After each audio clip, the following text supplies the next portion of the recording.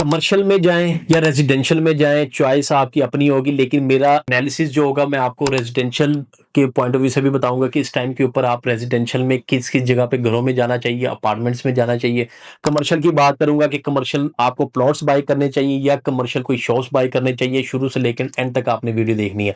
चलिए video start करते हैं। मैं कंपैरिज़न करूँगा बहरिया टाउन और बहरिया ऑर्चर्ड के अंदर जो हाई राइज़ के प्रोजेक्ट्स हैं, उसकी बात करूँगा या आपके ये जो घर वगैरह है उसकी बात करूंगा, जो प्लॉट्स वगैरह मिलते हैं कमर्शियल के उसकी बात करूंगा। चलिए हम पहले रेजिडेंशियल से स्टार्ट करते हैं। रेजिडेंशियल के अंदर मैं आपको अभी इस टाइम पे बताऊं, अगर आपका बजट अच्छा है, आप कहते हैं कि मुझे अपार्टमेंट्स में काफी मसले होते हैं, मैं कंजस्टेड एरिया में नहीं रह सकता, तो आपके लिए सबसे बेस्ट ऑप्शन यही होता है कि आप घर की तरफ ही जाएं रेजिडेंशियल के पॉइंट ऑफ व्यू से। अब उसमें दो चॉइसेस है, एक तो ये है कि बने बनाए आपको घर मिल जाते हैं, एक दो सेकंड जो चॉइस आपको मिलती है कि आप अपना प्लॉट बाय करके खुद घर बनाए। तो मेरी जो चॉइस होगी, मैं आपको जो अपनी सजेशन दूंगा आज के टाइम के अंदर, कि आप कोशिश करें को बहुत ज्यादा मार्केट के अंदर बने बनाए घर मिल जाते हैं, आपके पसंद के डिजाइन के ऊपर मिल जाते हैं और इंतहाई इकोनॉमिकल प्राइस के ऊपर मिल जाएंगे। उसकी रीजन क्या है? लोगों ने साल पहले 2 साल पहले घर बनाए हुए हैं, लेकिन अभी तक सेल पे लगाए हुए हैं, बिक नहीं रहे। उसकी रीजन क्या है? आपको पता है जो क्राइसिस चल रहे हैं, जो टैक्सेस वगैरह लगने की वजह से वहां पे वो बिक नहीं रहे, तो वो जो उनके मार्जिन थे, प्रॉफिट मार्जिन, वो उन्होंने बहुत कम ले आए हुए हैं। तो कहने का मकसद ये है, अगर आप बारगेनिंग करके, अच्छी बारगेनिंग करके बना बनाया घर लेते हैं, तो वो ज्यादा आपके लिए सूटेबल है कंपैरेटिवली कि आप प्लॉट पहले बाई करें, फिर उसके ऊपर 1 करोड़ 10-15 लाख बजट लगाएं, तो वो आपको घर महंगा पड़ता है। इसी तरह 5 मरला 8 मरला 10 मरला कनाल के प्लॉट्स लेने से बेहतर है कि आप घर वगैरह पे जाएं। घर वगैरह बने बनाए जो इस टाइम पे आपको ज्यादा मार्केट रेट से भी कम रेट के ऊपर चीजें मिल रही हैं। अब बात कर लेते हैं हाई राइज के अंदर।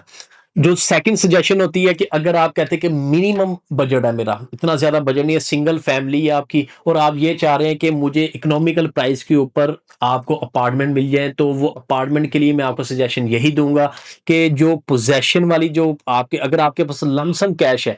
अब इसके अंदर भी दो कैटेगरी है, एक तो इंस्टॉलमेंट के ऊपर है और एक कैश पेमेंट के ऊपर है। अगर लमसम के ऊपर अगर आप जाते हैं, तो लमसम के लिए आपको और ज्यादा बेनिफिट ये मिल जाता है कि अगर आपकी 70 लाख की चीज है, बार्गेनिंग करके आपको वही 55-60 लाख इन बिटवीन आपको चीज मिल जाती है। लेकिन अगर आपके पास बजट है ही इतना कि डाउन पेमेंट दे सकते हैं 8-10 लाख, 12 लाख या 15 लाख मैक्सिमम दे सकते हैं, बाकी आप 3 साल की किस्त या 4 साल की किस्तों में जाते हैं, तो फिर आप इंस्टॉलमेंट में ही जाएं, वो आपके लिए ज्यादा सूटेबल होगा। मेरी जो सजेशन यही होगी कि आप, अगर आपका बजट, आपके पास कोई लमसम 8-10 लाख 12 लाख है, तो फिर आप उसी में ही जाए इंस्टॉलमेंट प्लान के ऊपर, लेकिन उस प्रोजेक्ट के अंदर जाए जो आपको नजर आ रही हो बिल्डिंग, मतलब कि जिसका काम होता हो वो आपको नजर आ रहा हो, ग्रे स्ट्रक्चर रेडी हो चुका हो या काम अंडर कंस्ट्रक्शन हो, तो वो आपके लिए ज्यादा सूटेबल है एज कंपेरेटिवली। अगर आप कोई नया प्रोजेक्ट लेते हैं जिसकी अभी जस्ट प्लॉट की शक्ल में ही है, आपका प्लॉट अभी स्टार्ट भी नहीं हुआ, तो उसमें आप ना जाएं। तो मेरी सजेशन तो ये है, बाकी चॉइस आपकी अपनी है। अब प्री लॉन्च रेट के ऊपर जाएं।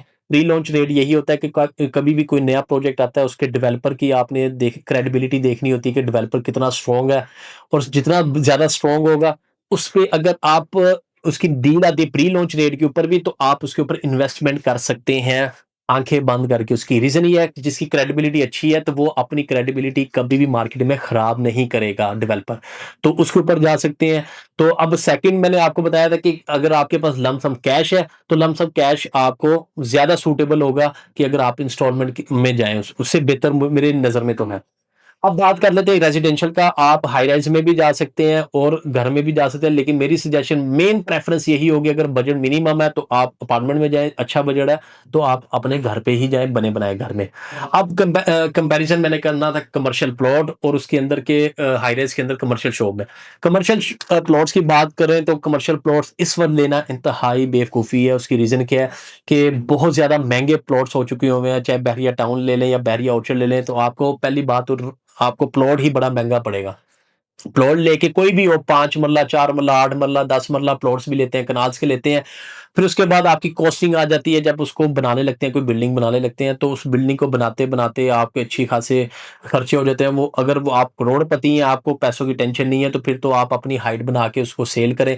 अदरवाइज यही है कि सेकंड जो कंपैरिजन मैं करता हूँ, कि ये आप किसी भी हाई राइज प्रोजेक्ट के अंदर कोई कमर्शियल शॉप बाय कर लें। उसमें बेनिफिट क्या होंगे? एक तो ये होता है कि आपको बेनिफिट, आप फुल पेमेंट करके उसमें डिस्काउंट वगैरह, रेंटल इनकम आप ले सकते हैं। एक दो सेकंड ये होता है कि आप उसमें खुद अपना कोई कारोबार वगैरह स्टार्ट कर सकते हैं। तो मेरी सजेशन अगर पूछेंगे तो सजेशन मेरी यही है कि किसी भी हाई राइज प्रोजेक्ट के अंदर कमर्शियल शॉप बाई करें, चाहे किस्तों पे ले लें या लमसम पे करके ले लें, बात एक ही है। तो और अपने रेंटल के ऊपर जाएँ, क्योंकि रेंटल आपके लिए इस टाइम के ऊपर ज़्यादा सूटेबल है।